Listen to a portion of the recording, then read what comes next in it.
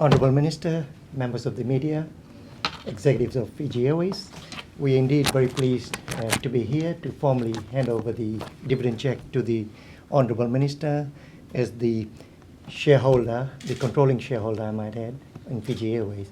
Now, recapping, in February we did announce our results for the year ended 31st December 2014, and the group made a profit before tax of $60.8 million, which was a record profit. And the profit after tax was $52.9 million for the group. Following that, there was a profit sharing with our staff members, whereby every member of the group received $3,000 and the management received $7,000 each, which was obviously subjected to tax and superannuation contributions. The other important missing link was the stakeholders, i.e. the shareholders. And this is where the board decided to declare a dividend of 19 cents per share out of the 2014 profits, which effectively comes to around $5 million, and I'm rounding that. Now, obviously, government, as a 51% shareholder, will receive a cheque of just under $2.5 million. And I might add, this is probably the last dividend that we would have paid was 2008. So, Minister, we're very pleased, and obviously one of the roles for the board is to enhance the value of the company and indeed look after the interest of our stakeholders, our employees, our customers, and we understand the national role that we are playing. So without further ado, Minister, if I can hand over the cheque to you. Sure. There you go. Good. Yeah.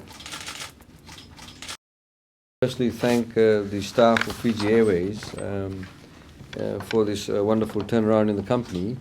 As highlighted by the Chair, the last dividend that government received was some 7 years ago. And it has obviously been a lot of hard slog. There's been a lot of reforms that have taken place. We've made a transition from Air Pacific to Fiji Airways.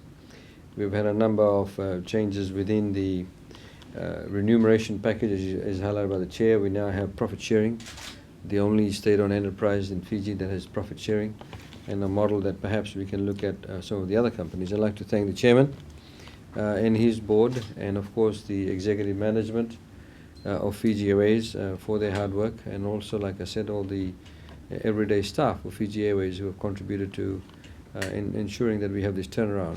There are a number of course, from government's perspective, we believe there are a number of opportunities out there for Fiji Airways. We are particularly keen in at least a couple other new routes, which we hope to have some discussions with the executive management about. There is a wonderful opportunity now for Fiji, in particular, that has been realized since last year, where Fiji really can become what we would like to call the Geneva of the Pacific. As you see that there are many international organizations that are based in Fiji, and indeed many more can be based in Fiji. And so it is critical, therefore, that our national carrier does play an important role in terms of providing that facilitating role, and that is air connectivity. I think we also need to continue to ensure that Fiji Airways, definitely as a shareholder, we'd like to make a comment that Fiji Airways becomes stronger. We do have a competitive market. There are other airlines that fly into Fiji.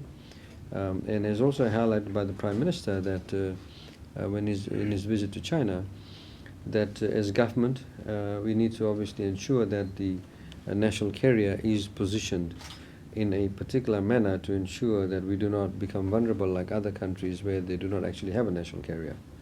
In particular, in our case, where 33 to 35% of our GDP relies on tourism, and when most tourists who come to Fiji, I would suggest over 95%, actually come by air. So it is critical that, strategically speaking, as a country, that Fiji Airways does do well, that Fiji Airways does have the financial and commercial discipline, as has been shown by the board and its management, and I'd like to thank them for that. And we need to ensure that that continues to happen. The lack of financial discipline in the past has meant that Fiji Airways has not done as well, and indeed it has led to a number of issues that obviously are now being addressed. So congratulations once again to the board chair and the staff of Fiji Airways. We look forward to obviously much better service and of course much bigger checks in the future. as a shareholder. Naka, thank you. Thank you, Legislator.